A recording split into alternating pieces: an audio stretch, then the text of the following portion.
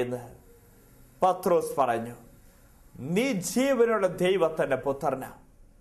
പത്രോസിനെ ഇത് പറയിച്ചത് മാംസരക്തങ്ങളല്ല, മറിച്ച് ദൈവത്തിന്റെ ആത്മാവാണ്, പിതാവായ ദൈവം തന്നെയാണ്. പ്രിയപ്പെട്ടവരെ, നമ്മുടെ വ്യക്തിപരമായ ജീവിതത്തിൽ ക്രിസ്തു ആരാ?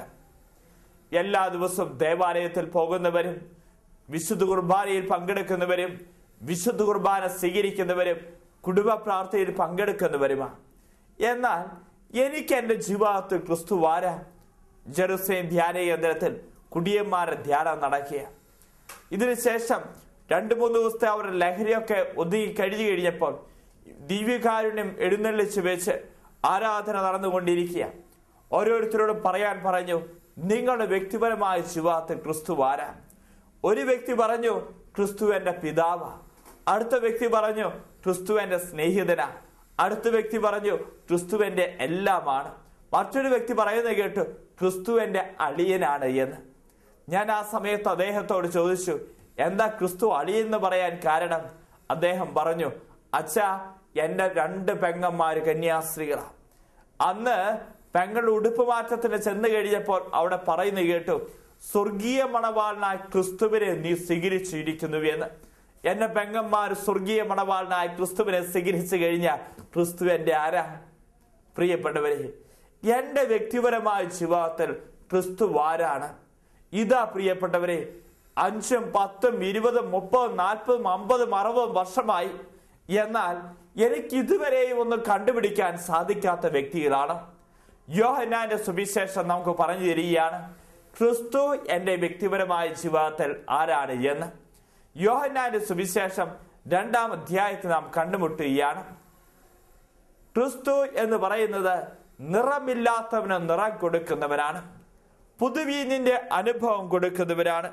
അതുപോലെ തന്നെ ക്രിസ്തുവിനെ സംബന്ധിച്ചിടത്തോളം നമുക്ക് പറഞ്ഞു തരികയാണ്, ക്രിസ്തു എന്നും ഒരു മേൽത്തരം വീഞ്ഞിന്റെ അനുഭവം തരുന്ന വ്യക്തിയാണ്.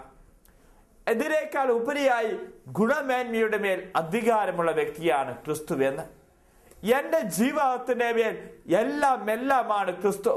കാനായിലെ കുടുംബത്തിൽ കാണാൻ സാധിക്കും, അവിടെ വീഞ്ഞ് തീർന്നു പോകുക. എന്നാൽ ക്രിസ്തുവിന്റെ സാന്നിധ്യമുണ്ടല്ലോ, അവിടെ പുതുവീഞ്ഞിന്റെ അനുഭവം കൊടുക്കുക. യേശു ഉണ്ടാക്കിയ വീഞ്ഞിന്റെ പ്രത്യേകത എന്താ? അവിടുന്ന് പറയുന്നുണ്ടല്ലോ, എല്ലാവരും മേൽത്തരം വീഞ്ഞ് ആദ്യം വിളമ്പുന്നു, അതിഥികൾക്ക് ലഹരി പിടിച്ചു കഴിയുമ്പോഴാകട്ടെ താഴ്ന്നു തരവും. എന്നാൽ കാനായിൽ കാണാൻ സാധിക്കും, ക്രിസ്തു അവിടെ ഉണ്ടാക്കിയ വീഞ്ഞ് മേൽത്തരം വീഞ്ഞാണ്. പ്രിയപ്പെട്ടവരെ, കുടുംബജീവിതത്തില് ഇതുപോലെ തന്നെ വീഞ്ഞു തീർന്നു പോകുന്ന അവസ്ഥകളുണ്ട്.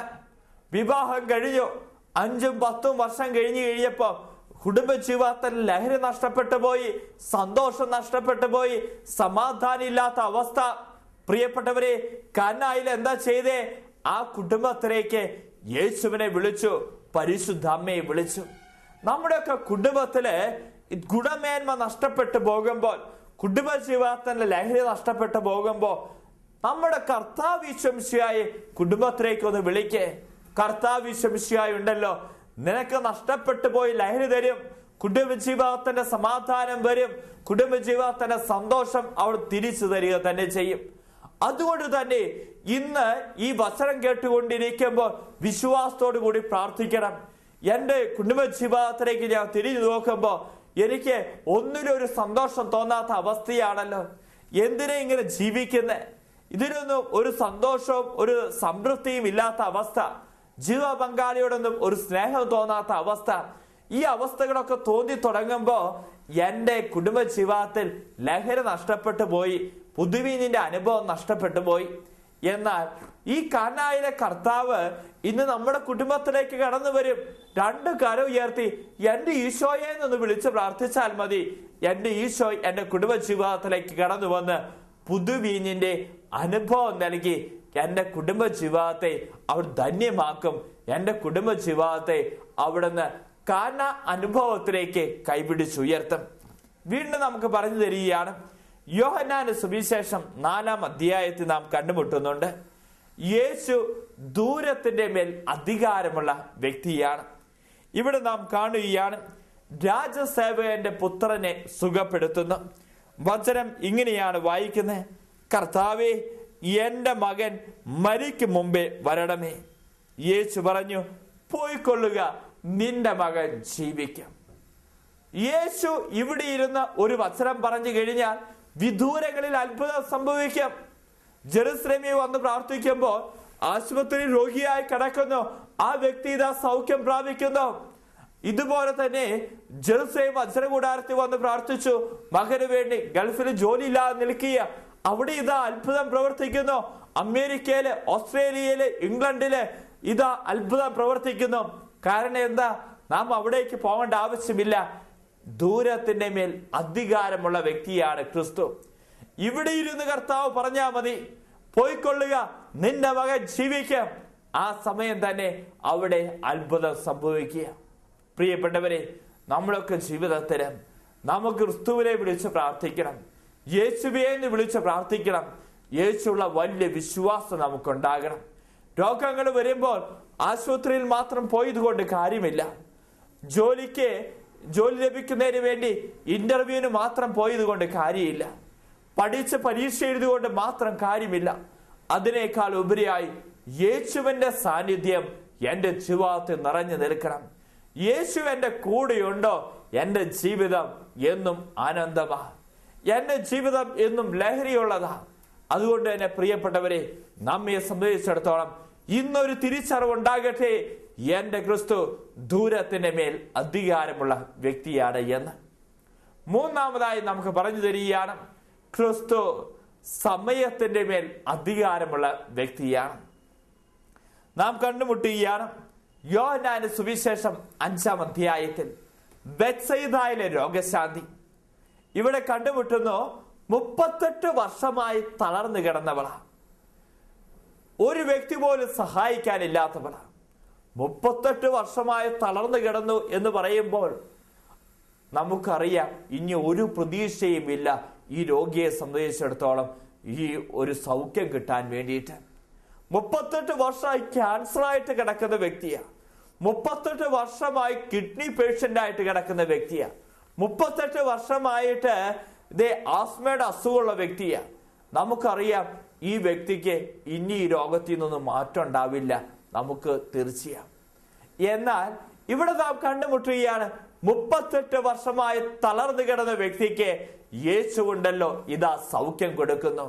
38 വർഷം തമ്പുരാൻ ഒരു പ്രത്യേകതയല്ല, തമ്പുരാൻ പ്രവർത്തിക്കുന്ന സമയമാണ്. പ്രിയപ്പെട്ടവരെ, നമ്മൾ വിചാരിക്കുന്നു ഇനിയൊന്നും നേരെയാവില്ല, ഇത്ര വർഷം കഴിഞ്ഞില്ലേ. പ്രിയപ്പെട്ടവരെ, ജെറുസലേം വചനകൂടാരത്തിൽ ഞാൻ കണ്ടിട്ടുണ്ട്, വിവാഹം കഴിഞ്ഞു 10, 15, 20 വർഷം കഴിഞ്ഞ് മക്കളില്ലാത്ത ദമ്പതികളെ ഞാൻ കണ്ടുമുട്ടിയിട്ടുണ്ട്. ഈ ദമ്പതികളൊക്കെ ഇതാ ജെറുസലേം ധ്യാന കേന്ദ്രത്തിൽ ഓരോ 3 ഞായറാഴ്ചകളിലും മക്കളില്ലാത്ത ദമ്പതികളുടെ പ്രാർത്ഥനയിൽ കടന്നു വന്നിരിക്കുക. ഇതിനുശേഷം ഇവരെ സംബന്ധിച്ചിടത്തോളം വിശ്വാസത്താൽ പ്രാർത്ഥിച്ച് ഇവിടെ നിന്ന് പോയി ഇതാ അവര് വന്ന് പറയുന്നു, ഞങ്ങളിപ്പോ ഗർഭിണിയാ. ഇതാ വീണ്ടും 10 മാസം കഴിയുമ്പോ കേൾക്കുന്നു, ഇതാ ഞങ്ങൾക്ക് ദൈവം കുഞ്ഞിനെ തന്നു. ജെറുസലേമിന്റെ അൾത്താരയിൽ വന്ന് അവർ വലിയ വിശ്വാസത്തോടു കൂടി സാക്ഷ്യം പറയും ഞാൻ കണ്ടിട്ടുണ്ട്. 5 വർഷം കഴിഞ്ഞ്, 10 വർഷം കഴിഞ്ഞ്, 15 വർഷം കഴിഞ്ഞു, 20 വർഷം കഴിഞ്ഞു. നിരാശപ്പെടേണ്ട ആവശ്യമില്ല പ്രിയപ്പെട്ടവരെ. തമ്പുരാന്റെ സമയത്തിന് വേണ്ടി കാത്തിരിക്കണം.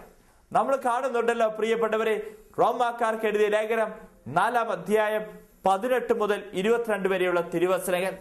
ഇവിടെ നാം കണ്ടുമുട്ടുകയാണ് ക്രിസ്തുവിനെ കുറിച്ച് പറയുമ്പോഴും നമ്മുടെ ജീവിതത്തിൽ വിശ്വാസത്തിന്റെ പിതാവായ അബ്രാഹത്തെ കുറിച്ച് പറയുമ്പോഴും നമുക്ക് വലിയൊരു ആവേശം ഉണ്ടാകണം. ഇവിടെ വചനം നമ്മെ ഓർമ്മിപ്പിക്കുകയാണ്, പ്രതീക്ഷയ്ക്ക് സാധ്യതയില്ലായിരുന്നിട്ടും പ്രതീക്ഷയോടുകൂടെ അവൻ വിശ്വസിച്ചു. 100 വയസ്സായ അബ്രാഹത്തിന്റെ ശരീരം മൃതപ്രായമായിരിക്കുന്നുവെന്നും സാറയുടെ ഉത്തരം മധ്യമാണെന്ന് അറിയാമായിരുന്നിട്ടും അവന്റെ വിശ്വാസം വ്യതിചലിച്ചില്ല. വിശ്വാസമില്ലാത്തവനെ പോലെ ദൈവത്തിന്റെ വാഗ്ദാനത്തിനെതിരായി ചിന്തിച്ചുമില്ല. അബ്രാഹത്തിന്റെ പ്രായം എത്രയാ? 100 വയസ്സായി. ഇനി ജീവന്റെ അംശം ആ ശരീരത്തിൽ നിന്ന് വരാനില്ല. സാറയെ സംബന്ധിച്ചിടത്തോളം ഉദരം വന്ധ്യമായി. എന്നാൽ ഇവര് വിശ്വസിച്ചു, തമ്പുരാൻ ഞങ്ങളോട് വാഗ്ദാനം ചെയ്തിട്ടുണ്ട്, തമ്പുരാൻ ഞങ്ങൾക്ക് കുഞ്ഞിനെ തരിക തന്നെ ചെയ്യും. പ്രിയപ്പെട്ടവരെ, നമ്മുടെ ജീവിതത്തിലും നമുക്കുണ്ടാകണം ഈ വലിയ വിശ്വാസം. ഈ എത്ര സമയം കഴിഞ്ഞോട്ടെ, 5 വർഷം കഴിഞ്ഞോട്ടെ, 10 വർഷം കഴിഞ്ഞോട്ടെ, തകർന്നിരിക്കുന്ന അവസ്ഥയായിക്കൊള്ളട്ടെ, ജോലിയില്ലാത്ത അവസ്ഥയായിക്കൊള്ളട്ടെ, യേശുവേ എന്ന് വിളിച്ച് പ്രാർത്ഥിച്ചോ, യേശു നമ്മുടെ ജീവിതത്തിൽ അത്ഭുതം പ്രവർത്തിക്കുക തന്നെ ചെയ്യും. വീണ്ടും നമുക്ക് പറഞ്ഞു തരികയാണ് യോഹന്നാന്റെ സുവിശേഷം 6-ാം അധ്യായത്തിൽ. അവിടെ നാം കണ്ടുമുട്ടുകയാണ് പ്രിയപ്പെട്ടവരെ, എണ്ണത്തിന്റെ മേലും പരിമിതികളുടെ മേലും അധികാരമുള്ള വ്യക്തിയാണ് ക്രിസ്തു. എണ്ണത്തിന്റെ മേലും പരിമിതികളുടെ മേലും അധികാരമുള്ള വ്യക്തി. ഈ തിരുവചന ഭാഗത്ത് നാം കണ്ടുമുട്ടുന്നുണ്ട്. 5 അപ്പം 5000 കൊടുക്കുക. ആ ബാലന്റെ കയ്യിൽ കേവലം 5 അപ്പവും 2 മീനും ഉണ്ടായിരുന്നു. ഈ ബാലൻ എന്താ ചെയ്തേ? ഈ 5 അപ്പവും 2 മീനും കർത്താവ് ശംശിയുടെ കരങ്ങളിലേക്ക് കൊടുക്കാൻ തയ്യാറായി. ഇത് കൊടുത്തു കഴിഞ്ഞപ്പോൾ പ്രിയപ്പെട്ടവരെ, ഈ 5 അപ്പം 5000 ഭക്ഷണമായി മാറിയത്. ഇതുപോലെ തന്നെ പ്രിയപ്പെട്ടവരെ, നമ്മുടെ ജീവിതത്തെ സമ്പൂർണമായി യേശുവിന്റെ കരങ്ങളിലേക്ക് സമർപ്പിച്ചോ, യേശു കരങ്ങളിലെടുക്കും, ഉയർത്തും, വാഴ്ത്തും, വിഭജിക്കും, അനേകർക്ക് വേണ്ടി മുറിച്ചു കൊടുക്കും.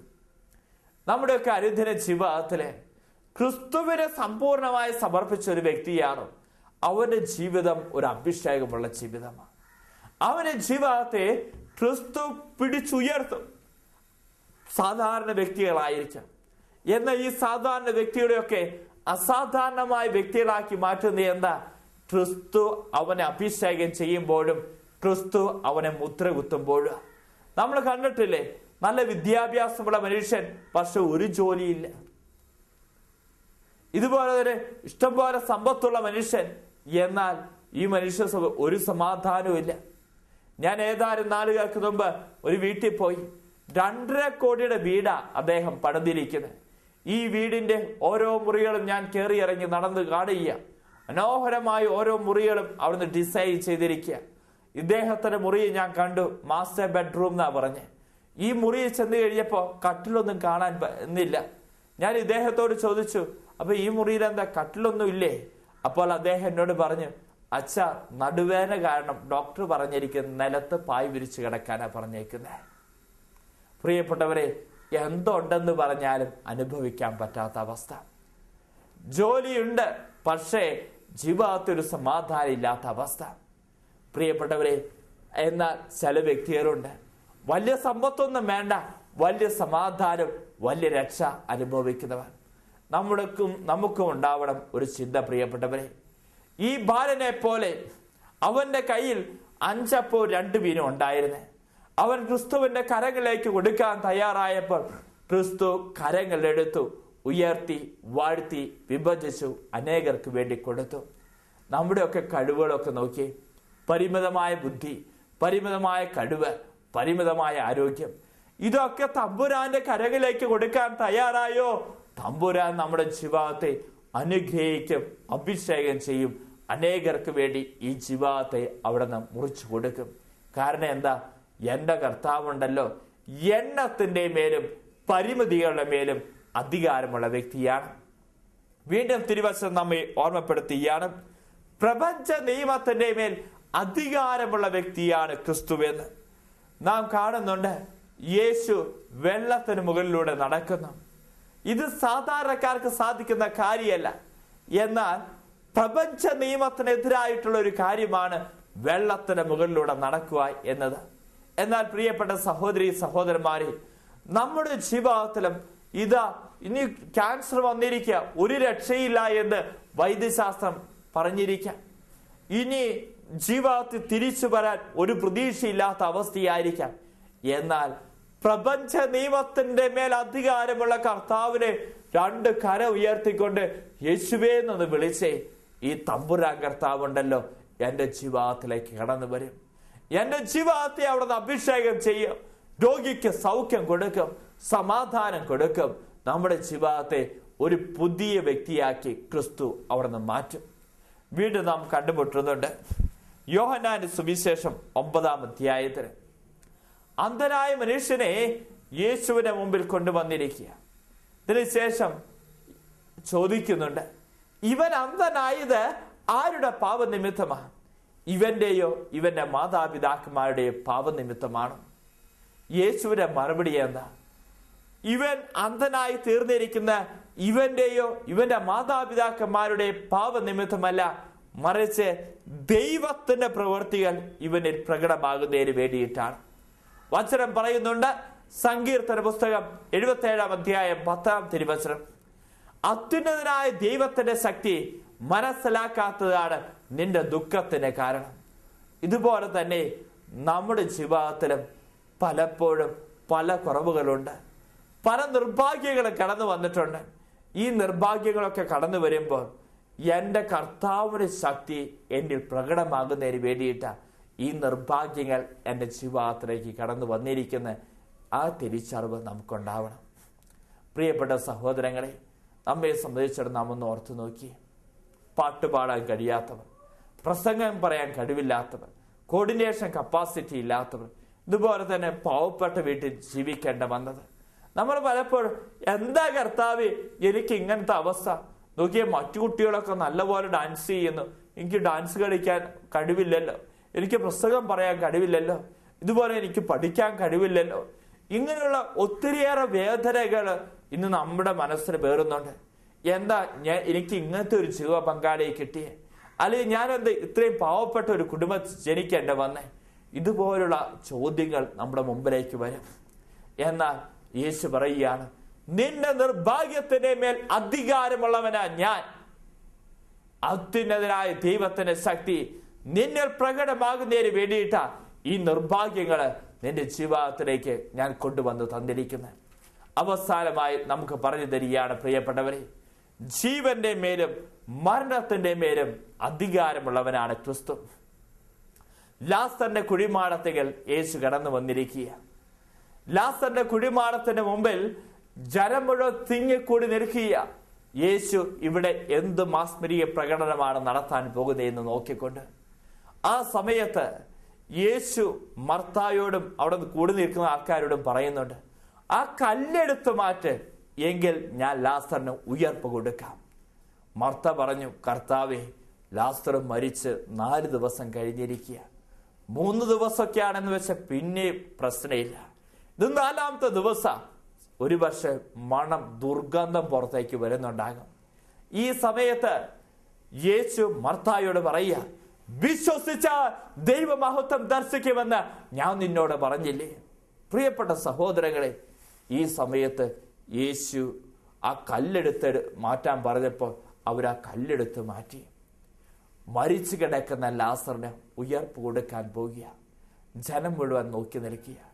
ഞാൻ പലപ്പോഴും ചിന്തിക്കാറുണ്ട്, എൻ്റെ പ്രിയപ്പെട്ട സഹോദരന്മാരെ, സഹോദരിമാരെ, ഈ ലാസറിന് പുതുജീവൻ കൊടുക്കാൻ, മരണത്തിൽ നിന്ന് ഉയർപ്പ് കൊടുക്കാൻ സാധിക്കുന്ന കർത്താവിനെ എന്തുകൊണ്ട് ആ കല്ലെടുത്ത് മാറ്റാൻ സാധിച്ചില്ല?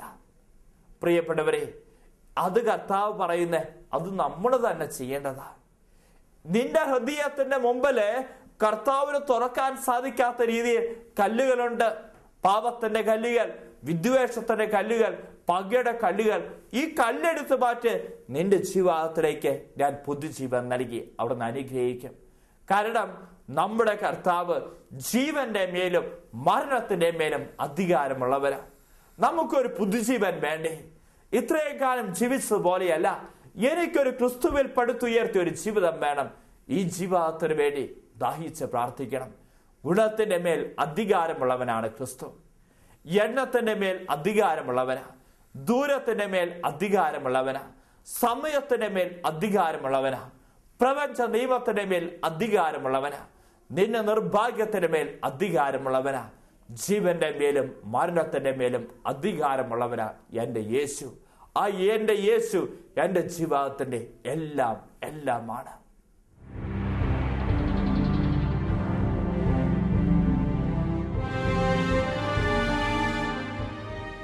സ്ഥലം വെള്ളാങ്ങല്ലൂർ സുഖപ്രസവം നടന്നു കിട്ടിയതിന് വേണ്ടിയാണ് ഞാൻ ഈ സാക്ഷ്യം പറയുന്നത്.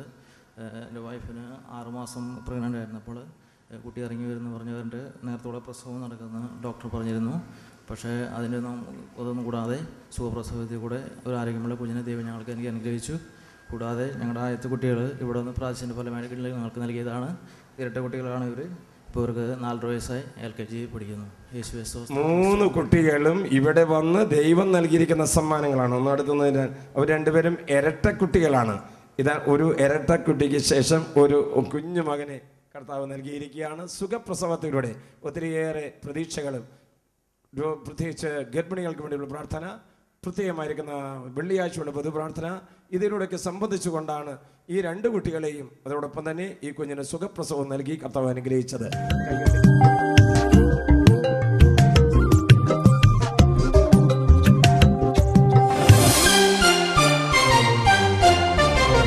കർത്താവിനെ സ്തുതിപ്പിൻ, കീർത്തനം പാടിക്കൊണ്ട് കാരുണ്യവാരിധിയാം